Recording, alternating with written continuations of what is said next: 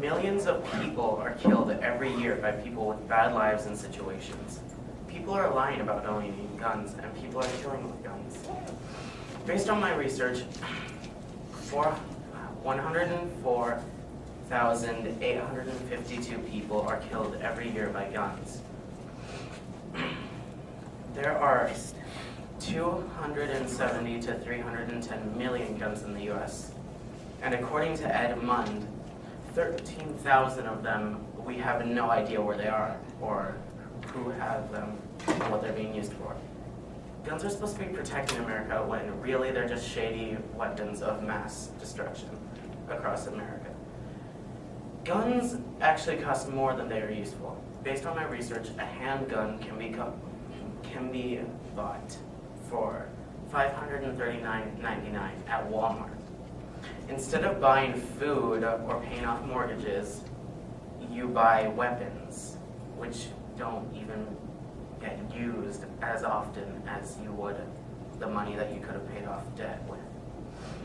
Crime thrives on the availability of guns and weapons. Based on surveys from the Department of Justice, 5.3 million crimes were committed in 2012. Out of those, 436,000 of them involved guns. These crimes were rape, murder, sexual assault, and others. Rucker Phillips said that guns aren't being used right, and he said people are going mad, and there are so many massacres lately that the U.S. will go mad. The Columbine killers got around the system by using guns bought at a gun show, where there were no paperwork and no questions asked. Experts estimate that over 6 million guns a year are illegally bought. 40% of them are made by unlicensed and private dealers, not subject to the law. Meanwhile, the number of handguns entering the market each year rose from 750,000 to 2.4 million. These crimes could have been easily prevented with a stricter evaluation whether a person could be safe with a gun. People are going mad these days with all the control they have over the law. If we're not careful, we could have a riot or a massacre on our hands. My opponents like guns and don't care if people die, because if they do not believe that there should be more gun control than there already is. If people have the right to own guns, we should have the right to take them away. People die by age or by accident, but no one has the right to take a child's life because their life is bad. Thank you.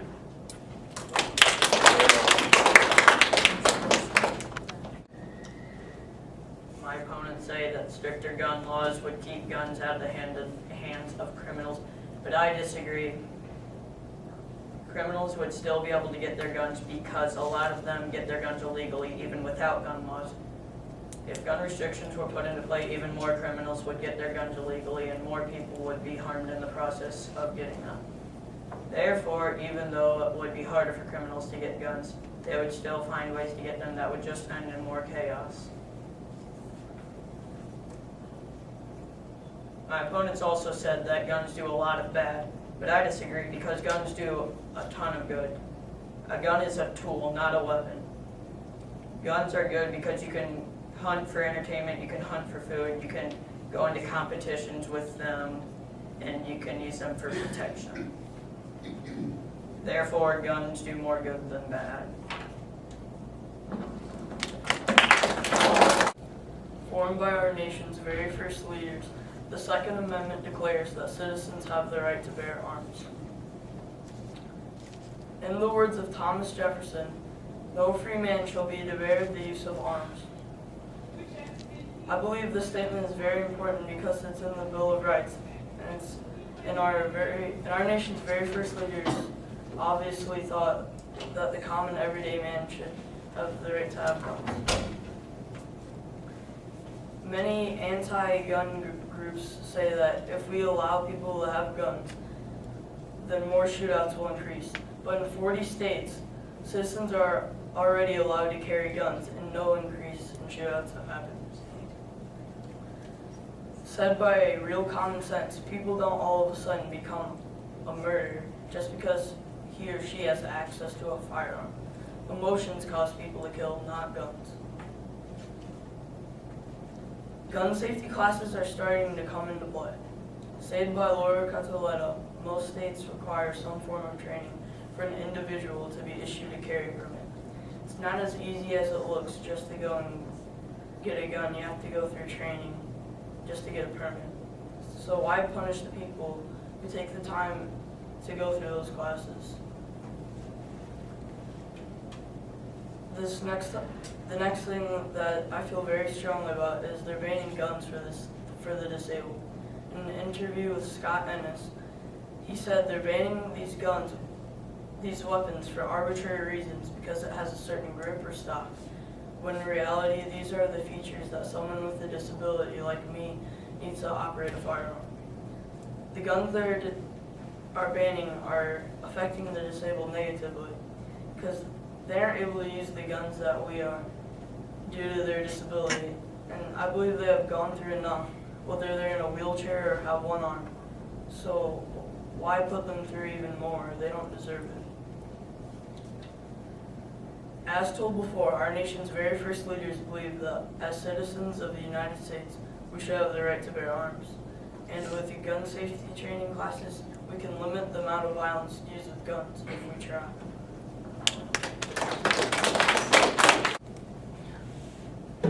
My opponents say that way back when our first founding fathers said that all men had the right to bear arms, weapons were much less reliable, much less dangerous. They took forever to reload. I mean, you had to dump the gunpowder in, put the lead ball in, then first you had to clean it out, and by that time you're usually dead. Another thing is that when he said that people with disabled people were not able to use weapons because of certain things that are not legal, like stocks or grips.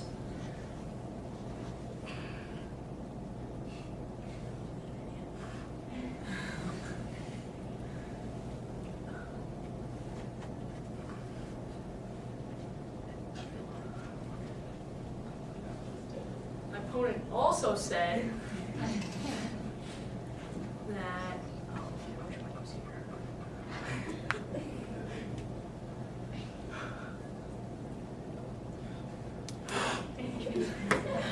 you're good. That's it. That's all I got.